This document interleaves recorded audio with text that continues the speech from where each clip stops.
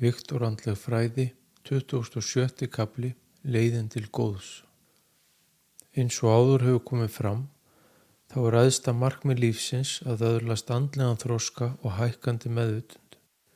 Þá kemst sálin nær meðvitund Guðsorkunar og sínu sanna upplagi. Segja má að frá því að sálin fer úr Guðsorkunni til að líkamnast á jörðinni nokkur hundruð sinnum, þá hafi hún þá þegar hafið heimferð sína. Því að í hverju lífi þroskast sálin, öðlast reynslu og upplifanir og oftast hækkar hún meðvitund sína í hverju lífi. Þetta gerist þó mishratt frá lífi til lífs. Í sumum lífum tileinkar sálin sér að öðlast andlegan þroska og hækka meðvitund sína og velur hún sér þá oft á tíðum lífi í klaustri. Þar er aðal tilgangurinn andleg málefni og því verður þroskinn mikill í þess háttar lífi. Svo í öðrum lífum snúast hlutirnir hið veraldlega og að eignast sem mest af jarðneskum eigum.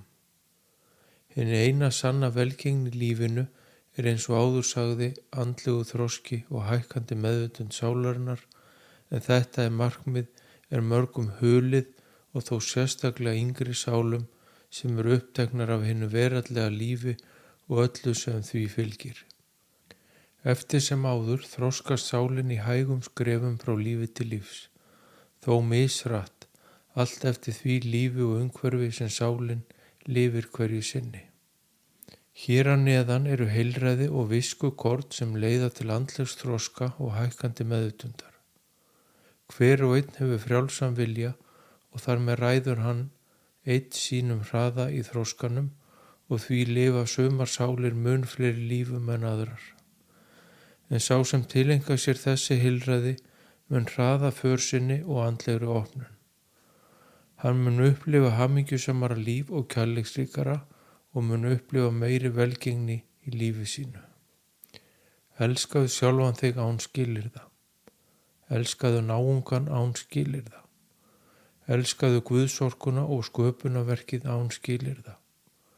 Biddu í bænum þínum Guðs blessun og handleiðslu. Biddu Guð að blessa óvini þína sem og vini. Talaðu aldrei illa náungan. Hjálpaðu þeim sem eru hjálparþurfi. Beindu hugsunum þínum, orðum og gjörðum í kærleika og jákvæðni. Samvinna í stað samkeppni. Allt sem þú gerir öðrum verður við yður gjört. Forðast skaltu skuldasöfnun sálarinnar. Ýttu óttaslegnum hugsunum úr huganum þegar þær koma. Vertu ávallt jákvæður og kærleiksríkur. Lærðu að halda ró og jafnvægi í krefjandi aðstæðum. Yðra skaltu misgjörðir fortíðar og biðja fyrirgefningu. Finndu og skynjaðu að þú ert hluti af öllu sem er. Margir búast við kraftaverki og að andleg opnun taki skamman tíma en svo er ekki. Þetta er hægur umbreytingaferill fyrir hugafar og líkama. Þetta er hæg aðlögun þar sem orkuskipti líkamans er að ræða, þar sem gamalli óhreinni orku er skipt út fyrir kærleiksorku. Síðan er það hugafarsbreytingin sem er mikilvæg. Að ýta úr huganum neikvæðum óttaslegnum hugsunum þegar þær koma og skipta þeim út með jákvæðni og kærleika að leiðarljósi. Því er gott að hafa heilræði sem þessi í huga í sínu daglega lífi, hvort sem það er í leik eða starfi. Það er auðvelt að gleyma sér í hita leiksins í dagsins önn, þegar aðstæður og fólkið í kring verður krefjandi og ósanngjarnt á marga vegu.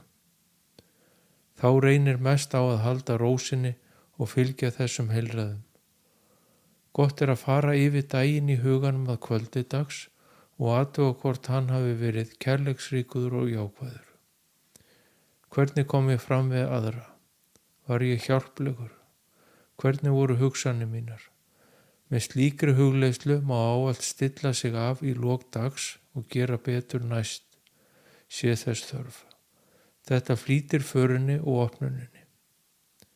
Sá sem lifir í sannleika, kærleika og einingu í hverju andartaki lífsins hefur öðlast andlega opnun og hefur gengið veginn til góðs.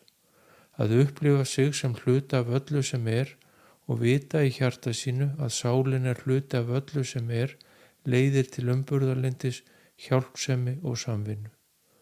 Þannig skapast kærleikur manna á meðal þegar viðkomandi hefur séð í gegnum blekkingar egósins að maðurinn sé afmarkaður einstaklingur innan aðra einstaklinga. Að skynja að allt eitt í brjósti sínu merki hinn andlega opnun hafi tekist og viðkomandi hafi öðlast uppljómun fyrir sannleika lífsins. Sálin frelsuð og hefur sameinast huga og hugsunum og egóið komið til hliðar. Þannig verða hugsanirnar jákvæðar og kærleiksríkar af sjálfum sér því þær koma nú frá sálinni sem sannleikurinn og kærleikurinn. Þannig breytist hugafarið og orðin og gjörðirnar til hins betra og til góðs.